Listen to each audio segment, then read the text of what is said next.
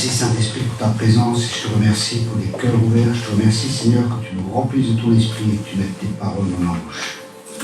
Merci Père. Tu connais les personnes. Tu connais les besoins de chacun. Merci tendre Père pour ta présence ce soir. Amen. Alléluia.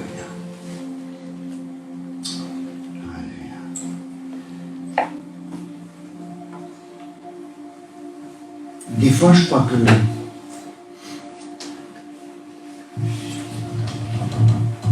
on a des fois entendu un évangile qui est des fois une partie de l'évangile, mais c'est peut-être pas tout l'évangile.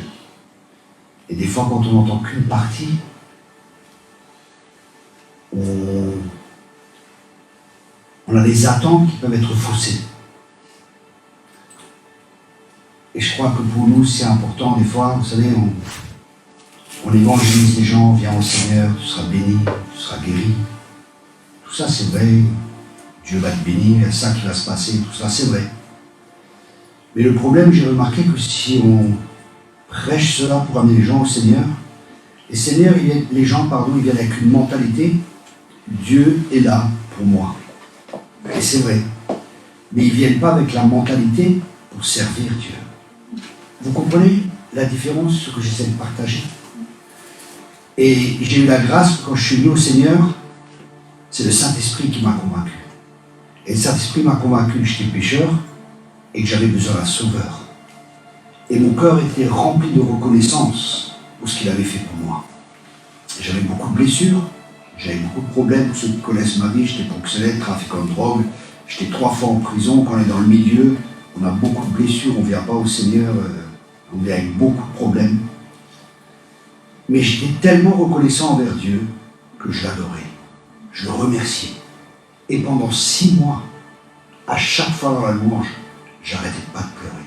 Pendant 6 mois pratiquement, je pleurais, je pleurais, je pleurais. Dieu guérissait mon âme. Je ne cherchais pas la guérison, mais je le cherchais lui. Vous comprenez la différence? C'est très subtil, hein? C'est fin. Mais c'est comme ça que j'ai vécu énormément de guérison. En cherchant Dieu. Pas pour la guérison, parce que j'aime Dieu. Et parce que je voulais une relation avec lui. Et ça fait toute la différence. L'apôtre Paul disait, mon but, c'est de connaître lui. Et ça devrait être notre but, notre objectif de le connaître. Mais quand on a entendu l'évangile, viens à Jésus, tu seras béni, tes problèmes de couple seront résolus, tu seras guéri intérieurement, tu seras délivré, il y aura ceci et cela. Et qu'on n'entend qu'une partie, on vient des fois avec une mauvaise motivation. Et c'est pour ça, des fois, les gens, Dieu veut sauver, c'est logique, hein, et Dieu veut nous bénir, tout ça, c'est vrai. Mais je crois que notre attitude de cœur, par exemple, quand on voit dans Acte 13, verset 1, il dit, pendant qu'on servait le Seigneur, et ils avaient mis du temps à part pour servir le Seigneur. Et ça, c'est quelque chose qui manque des fois, hein, je pense que Dieu va ramener ça dans la réforme de l'Église qui se prépare, c'est de servir le Seigneur, c'est de venir pour le servir lui, peut-être passer juste une journée, juste à l'adorer. Pas pour recevoir, mais pour l'adorer parce qu'il est digne d'être adoré. Vous comprenez, c'est très fin, hein, mais ça fait toute la différence. Et c'est pour ça que je crois qu'il y avait la présence de Dieu. Et c'est pour ça que je crois que dans l'Église primitive, ils mettaient tous sans dessus, dessous. Le monde était mis sans dessus, dessous par eux. À cause de quoi? Parce qu'ils étaient tellement intelligents, parce qu'ils avaient fait tellement de théologie, parce que c'était des personnes qui avaient une bonne élocution. Non, sa présence fait la différence. Quand la présence de Dieu est là, ça fait la différence. Amen. Quand la présence de Dieu est là, vous savez, des fois je vois sur Internet, il y a beaucoup de choses qui se passent dans le milieu chrétien actuellement. Des fois je me dis, non mais les gens, les chrétiens, ils sont aveuglés, quoi. Ils suivent les gens, quand je regarde les gens, je regarde pendant 2 minutes, j'éteins, quoi. Je dis, il y a beaucoup de moi qui est mis en avant, mais c'est plus le Seigneur, quoi. C'est des gens qui n'ont pas été brisés, c'est des gens qui ne sont pas passés par le brisement, c'est des gens où on ne voit pas la croix qui est passée dans leur vie. On ne voit pas le renoncement à eux-mêmes.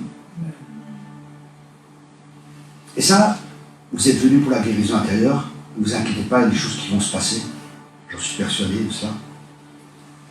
Mais j'aime commencer les séminaires justement sur la guérison intérieure, que ce n'est pas une fin en soi, et aussi la raison pour laquelle. Ce qui est important, c'est qu'il n'y a pas juste la guérison intérieure, c'est un point, mais après il y a la chair aussi, et la chair il faut la crucifier, les blessures il faut les guérir, les démons il faut les chasser, et l'intelligence il faut la renouveler. Amen. Donc vous pouvez vivre des guérisons intérieures, ou vous pouvez vivre des délivrances pendant ce séminaire, mais il y a aussi des fois une nécessité de renouveler l'intelligence avec la parole de Dieu. Et je ne sais pas, vous vous rendez bien compte que je n'ai pas le temps de tout partager. Hein. Ça, j'ai une école de guérison intérieure, ceux qui sont intéressés, il y a 1 an jusqu'à 2 ans d'école. Pour ceux que ça intéresse, vous pouvez vous procurer. Hein. L'école de guérison intérieure, on parle de tout, enfin il y a du rejet, il y a tellement de choses, l'amertume, les vœux qu'on fait, les cœurs d'orphelins, enfin il y a tellement de choses qu'on peut parler, hein. C'est pour ça qu'il y a l'école. Mais je vais voir où Dieu conduit pendant ce séminaire, et je sais qu'il y a des choses qui vont se passer, mais comme j'aime souvent dire, on est tous un chantier en construction. Parce que le but de tout ce que Dieu fait, écoutez bien cela, et ça c'est important de le comprendre, le but de tout ce que Dieu fait, c'est que Christ est la primauté. Colossiens 1, verset 18, tout pour que Christ soit Seigneur. Que Christ est la primauté en tout, ça veut dire qu'il doit être le premier en toutes choses. Et dans nos vies, c'est ce que Dieu veut aussi qu'il soit le premier. Mais des fois, des blessures qui sont là, des choses, des mentalités, des raisonnements qui sont là, des hauteurs, qui empêchent justement la connaissance de Dieu et qui nous empêchent de le connaître lui et d'être transformés à son image. Et le but, c'est qu'on soit semblable à son Fils bien-aimé, Jésus-Christ. Ça, c'est le but. Les gens, ils n'ont pas besoin de voir des Gili Bouzoubou, voilà. Ils ont besoin de voir Christ dans l'Église. Ils ont besoin de voir Jésus en chacun de nous. Et ça, c'est mon but, c'est que Christ soit venu dans ma vie. Et ça devrait être notre but. C'est pour ça que Dieu travaille dans nos vies, nous guérit, nous restaure. Et il fait tout cela pour que son Fils prenne de plus en plus de place dans notre vie. Ça, c'est un des buts de tout ce que Dieu fait. Et la guérison intérieure, pour que cela puisse se produire, il y a 3 choses qui sont essentielles. Premièrement, avoir la paix avec Dieu. Le premier point, c'est avoir la paix avec Dieu. Le deuxième point, avoir la paix avec soi-même. Et le troisième point, avoir la paix avec les autres. Ça, c'est le but. Venez avec moi dans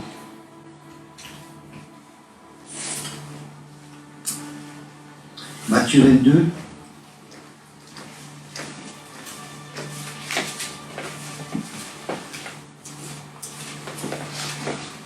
Matthieu chapitre 22.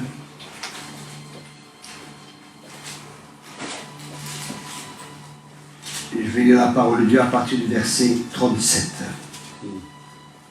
Mais d'abord, au verset 36, il dit « Mais quel est le plus grand commandement de la loi ?»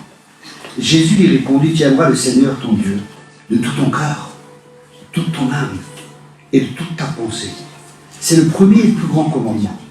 Et voici le second qui lui est semblable. « Tu aimeras ton prochain comme toi-même. » De ces 2 commandements dépendent toute la loi et les prophètes. Waouh! C'est intéressant. Parce qu'on voit ici, d'abord aimer Dieu. Et c'est intéressant parce qu'on ne peut pas aimer Dieu. On ne peut pas aimer Dieu. Si Dieu ne nous montre pas d'abord combien il nous aime. Parce que c'est lui qui vient avec son esprit. Et son esprit en nous qui fait qu'on aime Dieu. Quand je ne connaissais pas Dieu, je ne pouvais pas l'aimer, je ne le connaissais pas. Vous comprenez? Mais quand j'ai eu une révélation de Dieu, quand je suis waouh comme il a laissé sa vie, il a donné ce qu'il a de plus cher pour moi. Waouh! Là j'ai compris Dieu m'aime. Vous comprenez? Là j'ai compris l'amour de Dieu. Parce que la signification même de Dieu, c'est qu'il est toujours le premier. C'est qu'il est toujours l'initiateur. C'est lui qui crée le vouloir et qui crée le faire. Et c'est pour ça quand j'ai eu cette révélation de l'amour de Dieu, waouh! Ça m'a... D'abord j'ai aimé Dieu pour ce qu'il a fait pour moi. Mais ensuite, Dieu a fait tout un travail pour moi pour que je commence à m'aimer moi-même. Et ça, c'est pas toujours facile. Parce que je vivais toujours avec moi-même. Et je me connaissais. Je connaissais mes tares, mes défauts, mes qualités, mais aussi mes défauts. J'avais une mauvaise image de moi, une mauvaise opinion de moi. Mais l'amour de Dieu, l'amour du Père, a commencé à guérir mon cœur. Et j'ai commencé à m'accepter comme j'étais, avec mes imperfections, avec mes bons côtés et mes mauvais côtés. Et parce que j'ai compris l'amour de Dieu pour moi, j'ai compris que si Dieu m'aimait de cette manière, il aimait aussi les autres. Et plus la guérison est venue en moi, plus je pouvais aimer les autres. Et plus grande est la révélation que j'avais de l'amour de Dieu, plus mon amour était porté sur moi-même, combien je suis aimé, mais aussi combien j'aime les autres, parce que Dieu aime aussi chacun de nous, même nos ennemis. Dieu les aime. Est-ce qu'on aime nos ennemis? C'est une bonne question. C'est une bonne question. On dit Amen. Souvent les chrétiens disent Amen. Mais Amen, ça veut dire c'est la vérité. Et la vérité, c'est ce que tu vis. C'est pas ce que tu dis dans les quatre murs. C'est ta vie de tous les jours. C'est dans l'épreuve qu'on fait ses preuves. Vous savez, ça fait maintenant 20 ans que je suis dans le ministère. Je voyage un peu partout dans le monde. Je vois beaucoup de gens. Je fais beaucoup de disciples. Et je peux vous dire, souvent les gens ils disent oui, comme Pierre, je ne te renierai jamais, Seigneur. Mais l'épreuve, elle est révélatrice. Dans l'épreuve, il y a des choses qui sont vraiment révélées. Est-ce que vraiment les gens prennent leur croix quand il y a des épreuves? Est-ce que vraiment ils s'accrochent au Seigneur? Est-ce que vraiment ils s'accrochent aux promesses de Dieu? Et je reviens sur notre thème. Un des objectifs donc, c'est d'être transformé à l'image de Christ, d'être guéri intérieurement. Parce que les gens blessés vont blesser. Les gens blessés vont blesser. Les gens qui sont blessés, ils vont blesser. Mais les gens qui aiment, c'est ceux qui vont aimer le plus, parce qu'ils savent aimer. Ma question ce soir, une question très importante. Est-ce que tu t'aimes? Est-ce que tu t'acceptes comme tu es? Est-ce que tu te rejettes? Est-ce que tu crois que tu n'es pas à la hauteur? Je te rassure, tu ne seras jamais. C'est une grâce que Dieu nous fait. Dieu nous aime pas pour ce qu'on fait, Dieu nous aime pour ce qu'on est. Dieu m'aimait alors que j'étais proxénète trafiquant de drogue. Il n'aimait pas ce que je faisais, mais il m'aimait. Parce que Dieu aime les pécheurs. Waouh! Et ça, c'est important pour nous. D'avoir ça ancré en nous profondément, cet amour de Dieu. Ben, c'est l'amour de Dieu qui fait la différence. Et c'est à ceci qu'on reconnaîtra mes disciples, à l'amour qu'ils ont les uns pour les autres. Et des fois, beaucoup de chakalababa, vous voyez ce que je veux dire?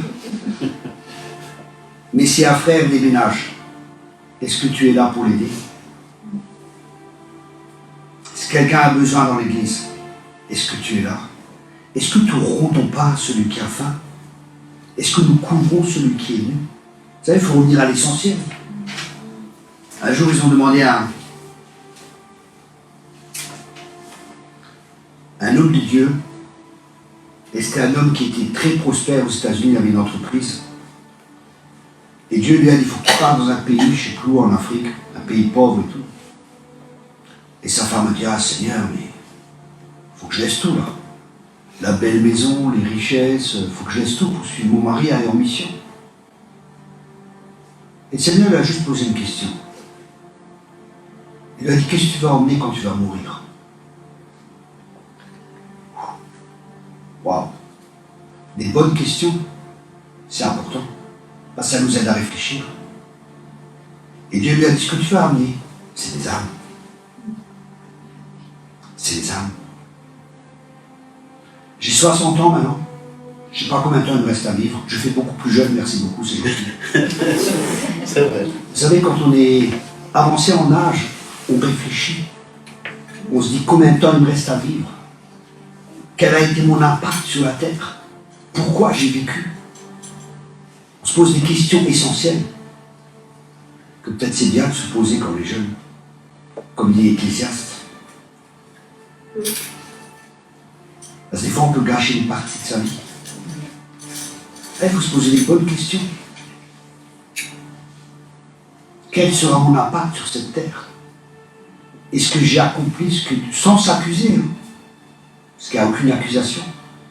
Mais simplement se poser les questions. Est-ce que j'ai accompli ce que Dieu veut? Ou qu'est-ce qui freine l'accomplissement du plan de Dieu dans ma vie? Et des fois, c'est des guérisons intérieures, c'est des incompréhensions. Il y a beaucoup de choses qui peuvent être là. Et bien souvent, c'est la chair. C'est pas le diable, je regrette. C'est la chair. Le plus gros problème, c'est pas le diable, c'est la chair. Le problème, c'est souvent entre nos deux oreilles.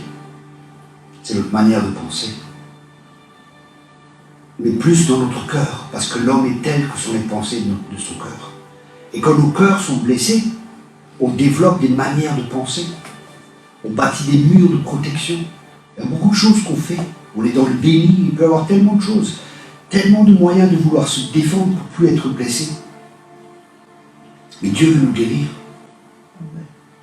Parce qu'il est venu pour guérir ceux qui ont le cœur brisé. C'est un des objectifs, c'est un des ministères, des pourquoi Dieu est venu. Et le Saint-Esprit aussi qui nous console, qui veut nous consoler. Il est venu pour nous consoler. Mais on voit ici, aimer Dieu et son prochain comme soi-même. Ensuite, Jésus nous a dit dans Matthieu 28, verset 5, 16, « Allez de par le monde, faites des disciples de toutes les nations, baptisez-les dans le nom du Père, du Fils et du Saint-Esprit, et enseignez-leur à obéir à tout ce que je leur ai commandé. » Et ces deux passages, ce sont des clés pour grandir dans notre relation avec Dieu, les uns avec les autres aussi, et pour faire sa volonté sur terre. Et c'est pour ça qu'on est là. Je suis venu non pas pour faire ma volonté, mais pour faire la volonté de celui qui m'a envoyé, disait Jésus. Et Jésus, c'est notre modèle. Nous sommes ici sur cette terre parce que Dieu a un but, il a un plan, il a des projets, il a un avenir plein d'espérance pour chacun de nous. Et c'est peut-être pas comme on pense. Mais une chose est sûre, c'est mieux que ce que l'on peut penser. Parce que Dieu a toujours le meilleur pour nous. Mais nous, des fois, nous sommes limités. Nous sommes limités par notre perception. Nous sommes limités par notre perception de la vie, comme nous voyons la vie. Et Dieu pense en termes d'éternité. Et nous devons aussi penser dans ce terme d'éternité. Combien de Christ y aura-t-il en nous à la fin de notre vie? Combien de place aurons-nous laissé en nous à la fin de notre vie? Ça, c'est des bonnes questions. Merci de les avoir posées d'ailleurs. C'est très bien, merci.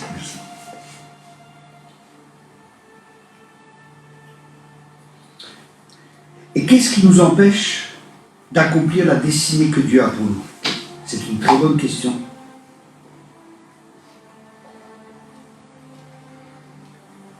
Et c'est tout simplement notre cœur. Proverbe 27, verset 19 dit « Comme l'eau reflète la face d'un homme, ainsi le cœur reflète l'homme. » Ce que tu es, ce que je suis, c'est ce que notre cœur est. C'est pour ça que Dieu veut changer nos cœurs. Il veut guérir nos cœurs. Il veut restaurer nos cœurs. C'est un travail de restauration. Matthieu 12, verset 34. De l'abondance du cœur, la bouche parle. Si vous voulez savoir comment est une personne, écoutez-la. Pas juste au culte, hein. Alléluia, gloire à Dieu, amen. Dieu est bon. Non, la vie de tous les jours. Comment est-ce qu'il parle? Colossiens 3, verset 1. Disposez vos cœurs aux choses d'en haut, choses célestes. 1 Samuel 16, verset 7. Dieu regarde au cœur. Vous savez, quand le prophète y vient, prophète, pour oindre le roi, il y a les enfants qui sont là. Il dit waouh, c'est certainement lui. Il est beau, il est costaud, vous parlez de moi. C'est certainement lui qui va être roi comme roi. Mais il s'est trompé, Dieu dit non, c'est pas lui. Il avait toute l'apparence pour pouvoir être le roi. Mais ce n'était pas lui. Il avait les autres frères. Il dit, bon Seigneur, montre-moi. C'était aucun d'eux. Et ça, c'est magnifique. C'est souvent pas les gens que nous pensons que Dieu va utiliser ou que Dieu devrait utiliser. Parce que Dieu est au cœur. Et il y avait un homme qui était là, David. Ils ne l'ont même pas appelé. La famille ne l'a même pas appelé. Ils l'ont laissé. Mais c'est celui que Dieu avait choisi. Et peut-être tu n'as pas été appelé. Peut-être dans le monde, les gens t'ont méprisé. Mais si tu es ici ce soir, c'est que Dieu t'a choisi. Et c'est que tu as de la valeur et c'est que tu es précieux. Si tu es chrétien. Vous savez,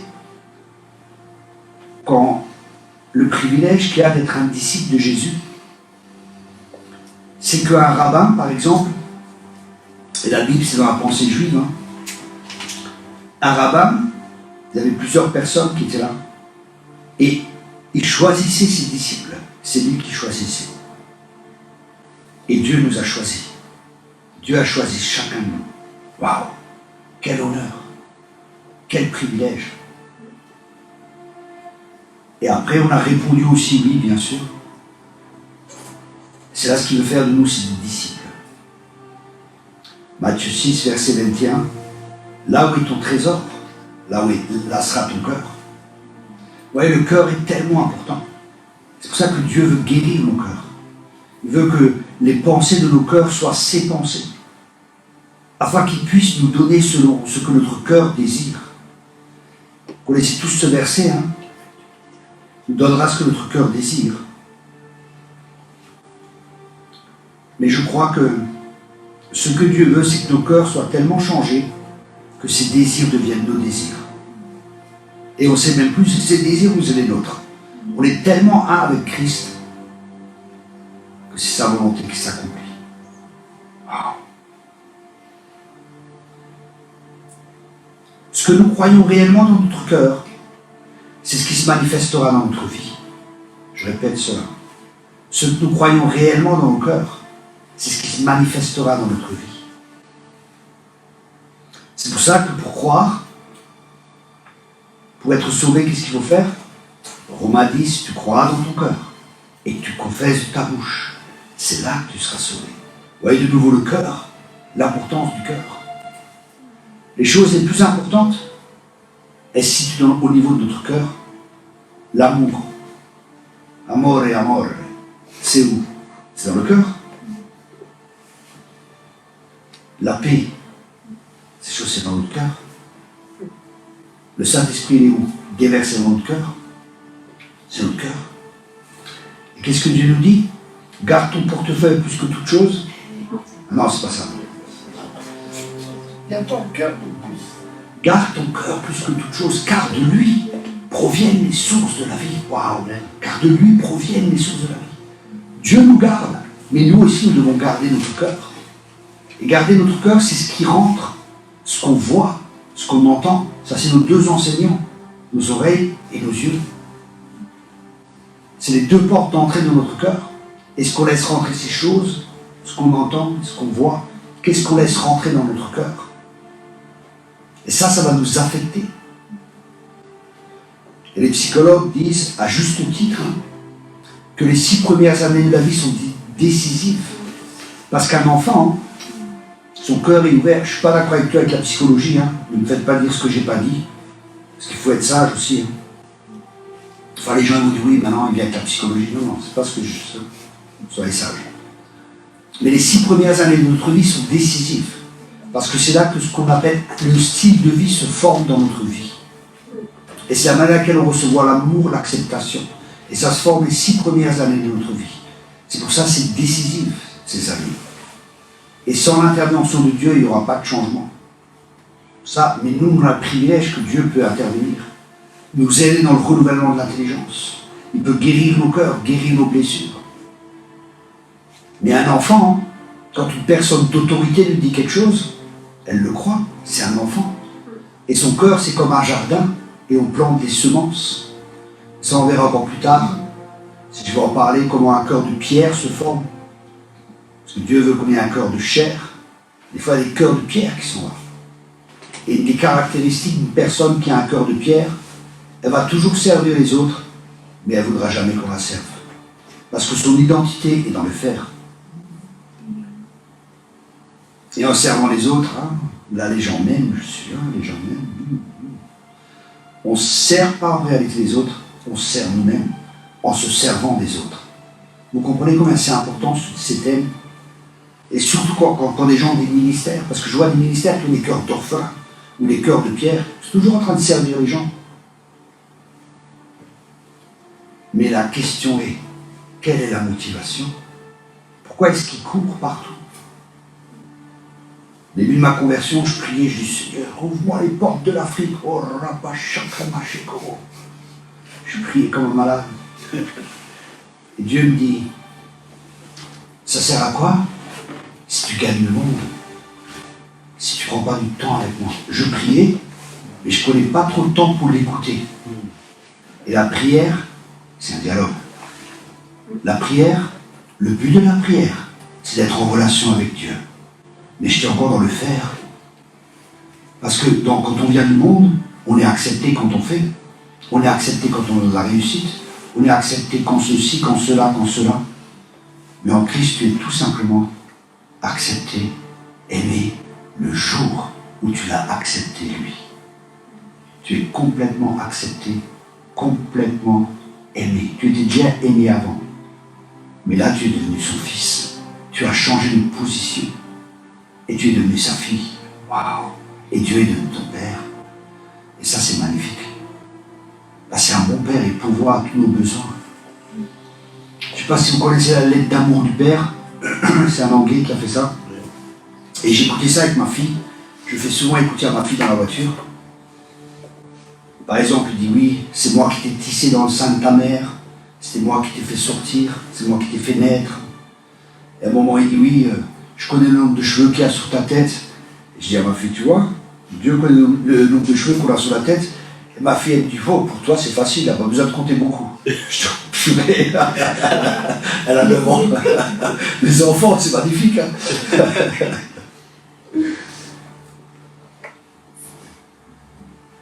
Et des fois, je dis à ma fille, c'est qui le meilleur papa? Ah, je regarde. Elle me dit, c'est Dieu. Je dis, ok. Je dis, ok, c'est vrai. Vous voyez, mais c'est bien. C'est vrai, je dis, c'est vrai. T'as raison. C'est le meilleur papa qui existe. Et ça, c'est important. De pouvoir présenter Dieu tel qu'il est. Mais pour pouvoir le présenter tel qu'il est, il ne faut pas juste avoir entendu des choses sur lui. Il faut le connaître. Et pour le connaître, c'est un cœur à cœur. C'est pour ça que Dieu veut notre cœur. Donne-moi ton cœur. Mon fils, donne-moi ton cœur, ma fille. Dieu veut un cœur à cœur avec nous. Dieu est un Dieu relationnel. La plus haute valeur au ciel, c'est le relationnel. Parce que Dieu est un Dieu relationnel. Et il aimerait qu'on reflète cela dans l'Église. Qu'il y ait de l'amour entre nous. Qu'il y ait des relations saines. C'est pour ça qu'on est des pierres vivantes. C'est ça l'Église. Chacun est différent. Et des fois, on se frotte les uns aux autres. Et là, Dieu nous change, il nous transforme aussi. À travers Sœur Toilemerie, les frères Marteau. Et là, on doit apprendre à les aimer. Et eux aussi, ils doivent apprendre à nous aimer. Parce les gens nous ont blessés, c'est vrai. Mais nous aussi, nous avons blessé des gens. Vous voyez? Ça remet de l'équilibre dans la balance. On m'a blessé. Dans l'église, on m'a blessé, on m'a blessé, on m'a blessé. C'est vrai. J'ai été blessé dans l'église. Si je commence à vous raconter, vous allez tous pleurer. Tout ce qu'on m'a fait, c'est waouh. Je suis passé à la moulinette. Je me rappelle un jour, je suis dans un séminaire avec un prophète qui était là. Et vous savez, il y a ici un homme, il a été détruit, il a été blessé par l'église, mais il aime l'église. Et toute sa main, il met son doigt sur moi. Au moment où il met son doigt sur moi, je me suis mis à pleurer. Pendant une demi-heure, je n'ai pas arrêté de pleurer. Mais j'ai fait un choix. Aimer. Envers et contre tout. Aimer. Amen. Parce que c'est ça l'image de Dieu. Et nous avons été créés à son image. Et Dieu est amour. Amen. Amen.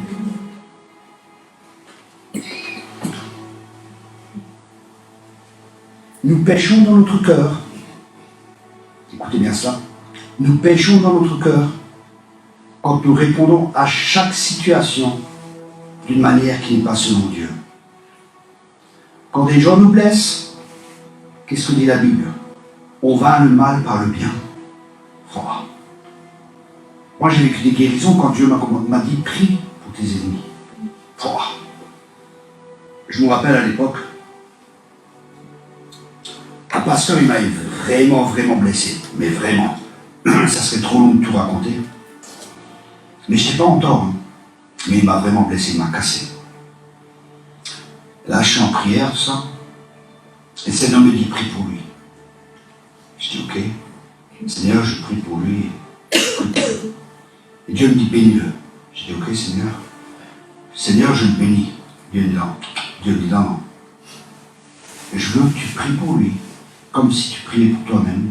Je veux que tu me demandes de le bénir, comme j'aimerais que je te bénisse toi. J'ai fait, ok, Seigneur.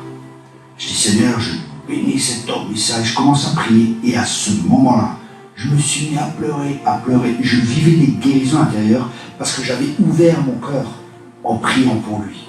Vous comprenez? Tout est une histoire de cœur. Et en ouvrant mon cœur, Dieu a pu guérir mon cœur. Et ça, c'est tellement important. Aimer envers et contre tout. Aimer nos ennemis. Et ça, c'est pas possible humainement. Et ça dépend juste d'une chose. Du choix et d'une décision. Parce que le pardon est un choix. Le pardon est une décision. Le pardon n'est pas une émotion. Mais je ne sens pas. On croyait que je sentais, moi, avec tout ce qu'il m'a fait. J'avais envie de lui imposer les mains, rapidement. Il fallait qu'il fasse cette fois. Il fallait qu'il aille à faire aux 5 ministères. La main du Seigneur vient sur toi. L'envie n'était pas là. Mais j'ai fait le choix. Et quand on fait le choix, quand on prend la décision, et ça c'est la croix aussi des fois. Quand on prend, vous savez, Jésus, dans Gethsémane, il a dit non, que cette coupe s'éloigne de moi. Mais non pas que ma volonté se fasse, que ta volonté se fasse. Et en faisant ça, la grâce de Dieu est libérée. Les capacités de Dieu sont libérées en nous. La grâce de Dieu vient et Dieu nous change. J'ai entendu un témoignage d'un couple qui était missionnaire en Afrique. Et ils se sont fait, un couple âgé, et ils se sont fait agresser. Les gens leur ont tout pris, l'argent, la montre, tout ce qu'ils avaient sur eux. Ils les ont frappés, ils étaient KO par terre, évanouis quoi.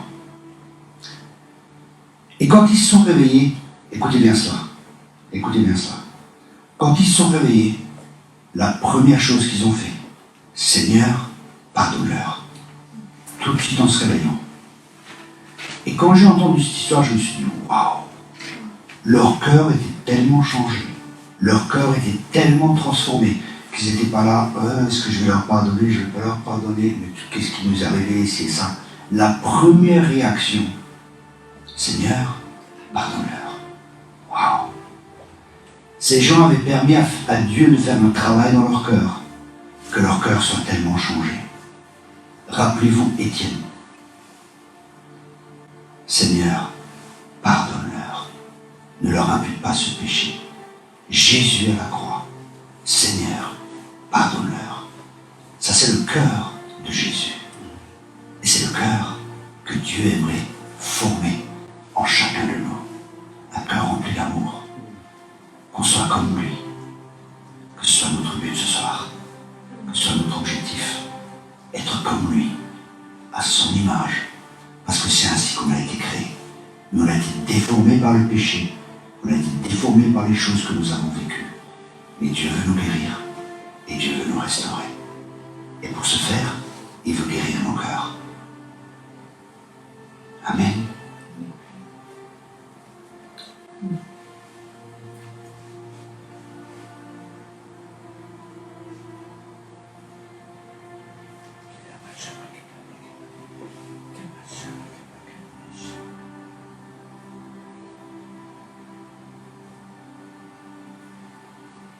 Quand on pêche dans notre cœur,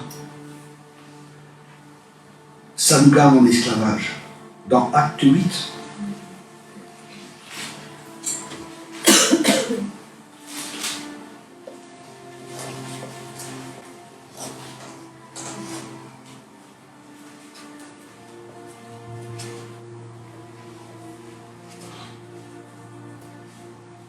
à partir du verset 18.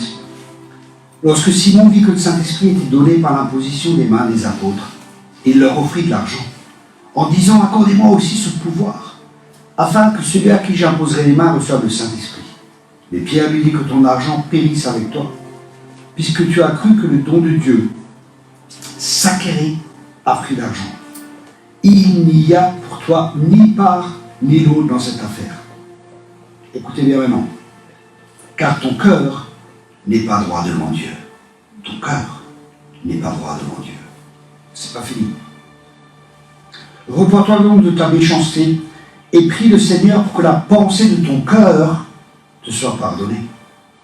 S'il est possible, car je vois, il voyait dans son cœur. Jésus voyait les pensées des cœurs. Il voyait le cœur des gens. Jésus voyait. Pas toujours, hein, c'est un don. Hein. Des fois, moi, ça m'arrive, des fois, je vois le cœur des gens. Je vois ce qu'il y a dedans. Par exemple, j'ai un ami, il a un ministère prophétique, il est critiqué. Parce que les gens, des fois, ils ne comprennent pas. Et des fois, il n'est pas comme moi, il n'est pas parfait, il est encore moins. Vous voyez ce que je veux dire? Et un jour, je suis assis avec lui et je discute. Et d'un coup, je vois son cœur. Waouh! Et je vois son cœur. Et je vois son cœur, là, il est tout blanc et il y a une lumière qui sort. Je dis, waouh! Ça, c'est le cœur qu'il a. Et ne jugeons pas les gens comme ça. Jugeons pas les ministères. Souvent, les ministères sont jugés, sont critiqués. Et souvent, ceux qui critiquent, c'est ceux qui font rien. Ou qui n'ont jamais rien fait. Et qui feront peut-être jamais rien. Vous savez, c'est facile de critiquer. Il y a la Coupe du Monde, là. Oh, t'as vu, il a tiré à côté. Il a ceci. Mais va sur le terrain, toi. Et montre ce que tu as dans le ventre. Montre. Vous voyez?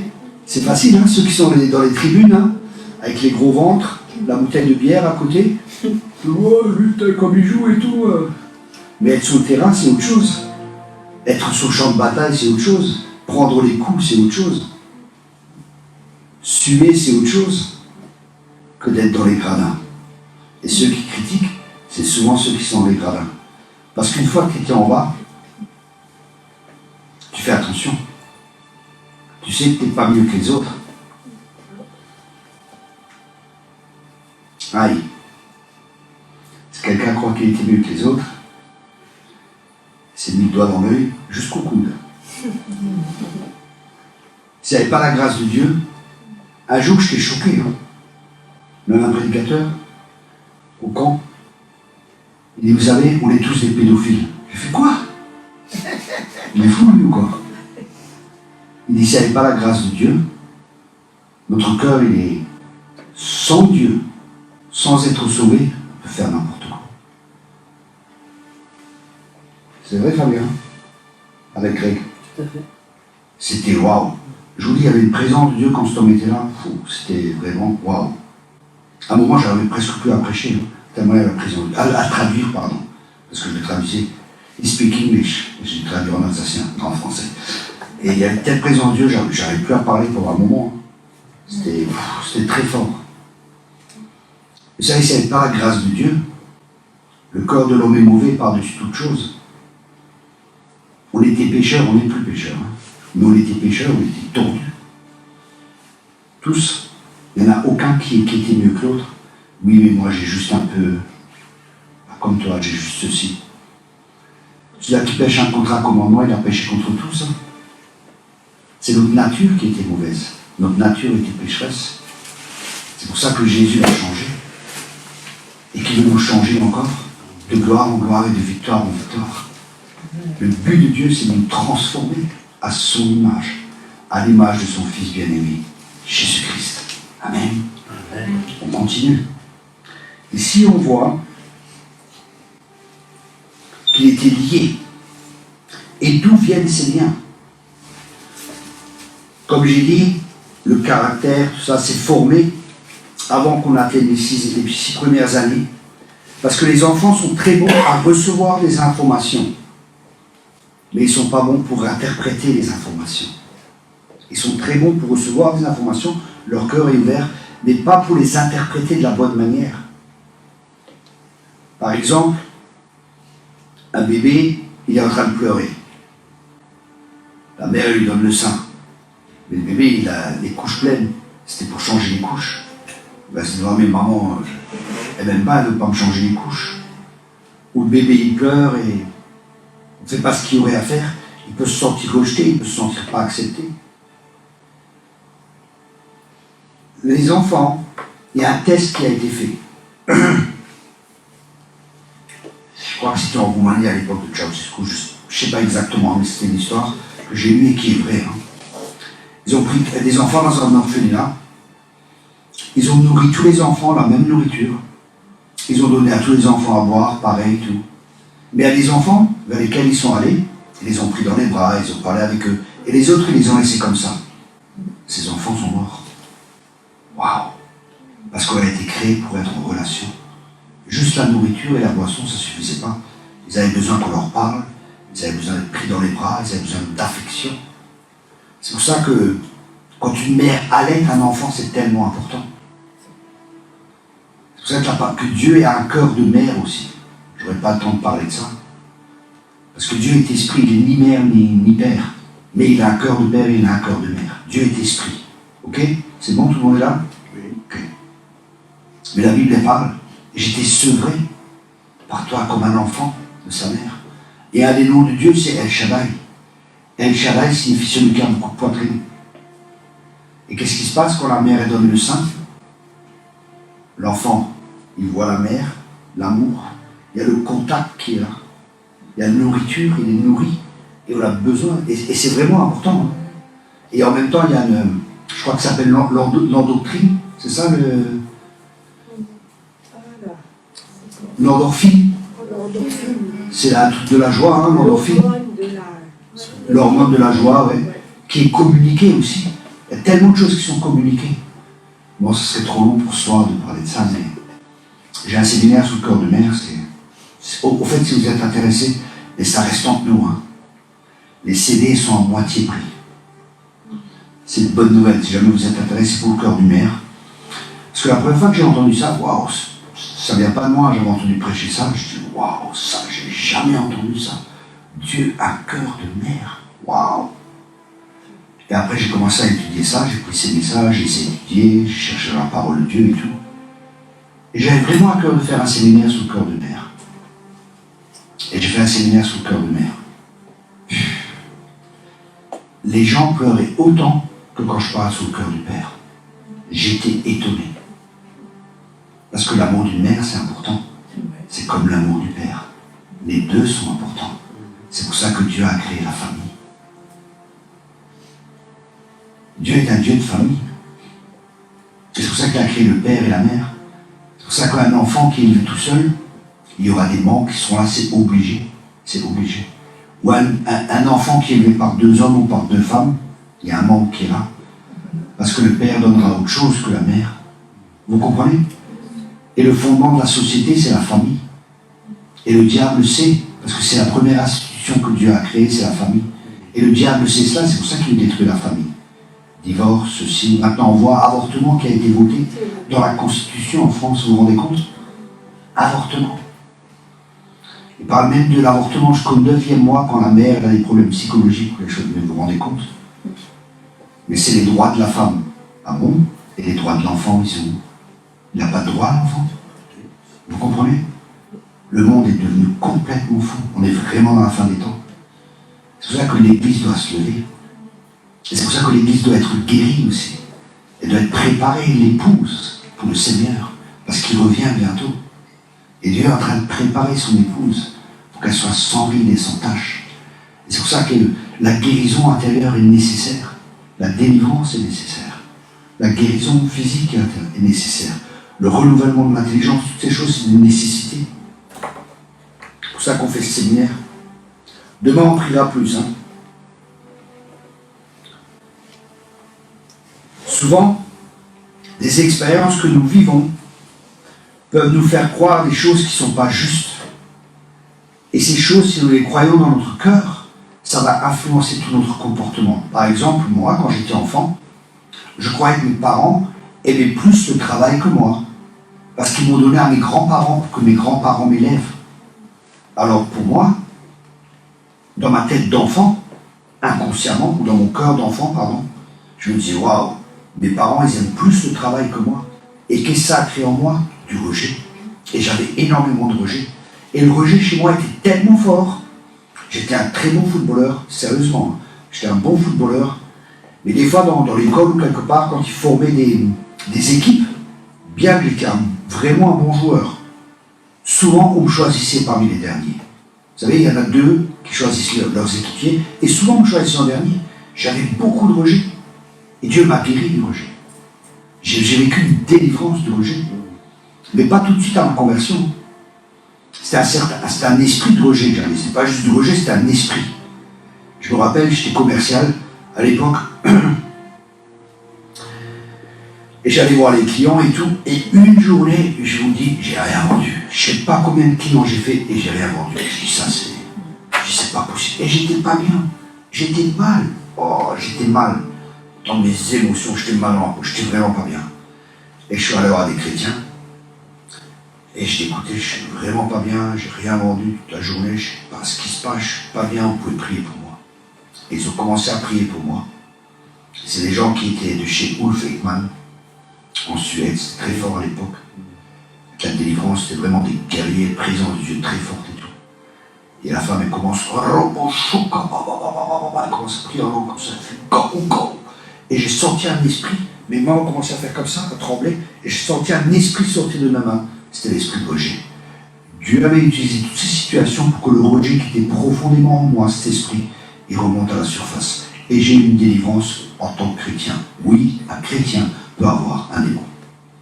Oui, monsieur. Oui, madame. C'est pas un problème. On le chasse, terminé. C'est pas un problème, démon. Satan est appelé Belzébul. Belzébul signifie le prince des mouches. Ah, les démons, c'est comme des mouches. Et ça se pose là où il y a en nous encore des choses où ils peuvent se poser. Vous comprenez ce que je veux dire? Parce qu'il faut qu'ils aient des droits aussi pour rentrer. Et chez moi, ils avaient des droits par ma croyance, par la foi que j'avais, que mes parents, ils aimaient plus le travail que moi. Et plus tard, le travail est même devenu quelque part un ennemi pour moi. Pour ça, je ne fais pas de travail comme les autres. 8 heures par jour. 60 ans, boulot, métro, dodo, le SMIC, merci, bonjour, c'est ça la vie. Ça ne m'intéresse pas. Je vais être un truand. J'étais un truand. Vous voyez? Rejet, rébellion, mauvaise manière de penser. Le rejet en moi a créé une mauvaise mentalité, une mauvaise manière de penser. L'orgueil, je suis plus intelligent que les autres. Je suis le capitaine de ma vie. C'est moi qui dirige ma vie. Je vais faire ce que je veux, comme je pense, et mes pensées m'ont conduit en prison. C'est pour ça que la Bible dit, placez vos pensées captives. Placez vos pensées captives à l'obéissance de Jésus-Christ. Parce que si nous ne plaçons pas nos pensées captives à l'obéissance de Jésus-Christ, c'est les pensées qui vont nous amener captifs. Parce que l'homme est tel que sont les pensées de son corps. J'ai bientôt fini.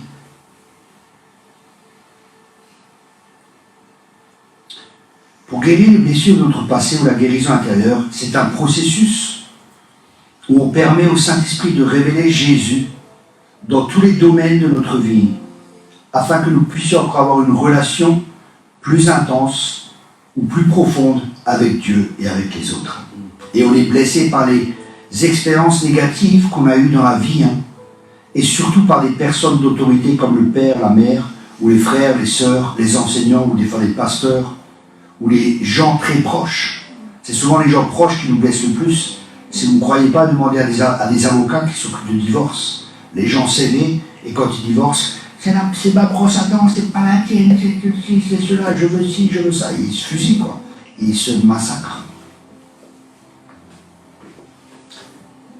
Et dans les domaines où nous avons été blessés, nous aussi nous avons vu pécher, nous avons pu pécher par notre réaction à la blessure que nous avons eue. Et envers les gens qui nous ont blessés, comment avons-nous réagi envers les gens qui nous ont blessés?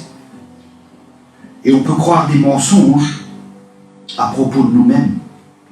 Ah, c'est normal qu'ils me traitent ainsi. Je vaux rien. C'est normal. Je connais une femme comme ça, on m'a parlé encore. Son mari la rabaissait toujours. Il avait du mal des fois à entendre Dieu et dire « Ah, mais je ne sais pas si c'est Dieu qui me parle ou pas. » Pourquoi? Je ne suis pas digne que Dieu me parle. Vous voyez, il y a tellement de choses. Son mari l'a tellement rabaissée qu'elle se sentait indigne. C'est comme une malédiction qu'il mettait sur son identité. C'est pour ça que c'est très important que notre identité soit guérie aussi. Ou alors on peut croire des mensonges aussi par rapport aux personnes qui nous ont blessés, ou le tout ensemble de ce que je viens de partager. C'est pour ça que la guérison du cœur, c'est amener la lumière de Dieu, la vérité de Dieu dans ces domaines, de nos cœurs, afin que la vérité vienne. Parce que vous connaîtrez la vérité, et la vérité vous rendra libre. C'est pour ça que la lumière de Dieu, la vérité de Dieu va confronter dans nos cœurs les mensonges que nous croyons. Moi, je croyais que je ne vaux rien, rejeté ici, et ça c'est normal, les gens me rejettent, je ne vaux rien. Mais je vais leur montrer. Vous voyez, j'avais une attitude tout le temps, une réaction à ce que je croyais dans mon cœur. Et Dieu a fait un travail. Et il continue encore. Je suis comme vous, je suis un chantier en construction. Je ne suis pas encore arrivé, mais je sais que la bonne œuvre qu'il a commencée, il l'achèvera. Amen. Amen. Si nous collaborons avec lui. Parce qu'on peut dire non. Et ça, c'est prendre sa croix chaque jour et renoncer à nous-mêmes pour le gagner, lui. J'ai bientôt fini.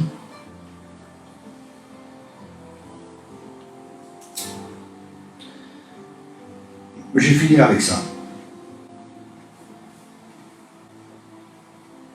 La question est, quel est le chemin ou quelle est la manière d'être guéri, d'être restauré?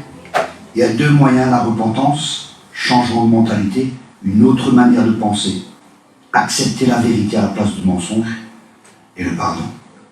Le pardon libère. Le pardon est tellement important. Et demain, je vais aller plus en profondeur, on parlera peut-être du pardon, l'amertume, je ne sais pas où Dieu va conduire, je ne sais pas. J'ai beaucoup de messages sur beaucoup de domaines.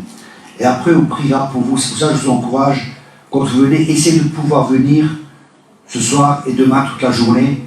Et si vous faites partie d'une autre église, venez quand même. Non. Si vous faites partie d'une autre église, allez dans votre église, je n'ai pas de problème avec les pasteurs. Et voilà. Parce que peut-être dimanche matin, j'aurai peut-être plus un message prophétique pour l'église. Mais essayez de venir si vous pouvez, encore demain, amenez vos amis, vos ennemis, amenez tout le monde. Et on fera un travail plus en profondeur. Et demain, je prierai vraiment pour les personnes. Mais je partagerai d'abord le message parce que la parole va communiquer la foi. La parole révèle des choses. La parole abat les forteresses aussi. Et il envoie sa parole et il les guérit. Peut-être que vous avez eu des guérisons ce soir. Peut-être qu'il y a des choses qui ont été révélées dans votre vie. Waouh, d'un coup, vous dites, waouh, c'est vrai, j'ai ceci, j'ai cela. Waouh, je croyais à un mensonge où j'ai parlé de rejet. Waouh, moi aussi j'ai du rejet. Peut-être j'ai cru comme Thierry. Vous voyez, donc, permettez à l'Esprit de Dieu de continuer à faire un travail sur votre vie.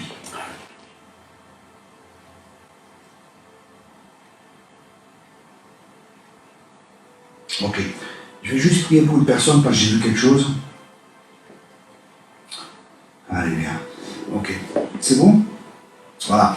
Merci beaucoup à tous ce soir, tous ceux qui nous regardent sur Facebook. Je sais qu'il y a des gens qui sont au Canada, qui ont demandé de regarder, voilà, bonsoir, ou bonjour les Canadiens, je ne sais pas quelle heure il est chez vous. En tout cas, j'aime le Canada et j'espère revenir chez vous. J'étais béni, vous avez des super gens, vous avez des super hamburgers, qu'est-ce que c'est bon. Et je me rappelle tout ce que j'ai mangé. Vous savez, je suis toujours dirigé par l'esprit. Des frites comme on n'en fait pas ici en France, avec du fromage et tout dessus. Enfin, c'est de la super nourriture. Donc j'espère pouvoir revenir au Canada. Dieu voulant, quand Dieu me dira de venir, je viendrai avec grand plaisir. Et je salue tous les auditeurs qui sont là. Que Dieu vous bénisse abondamment. Venez demain, après-demain, continuer à écouter les enseignements. Je ne sais pas si je prierai en direct ou non. On verra comment Dieu va conduire. Mais en tout cas, soyez tous bénis. Dieu vous aime. Soyez bénis.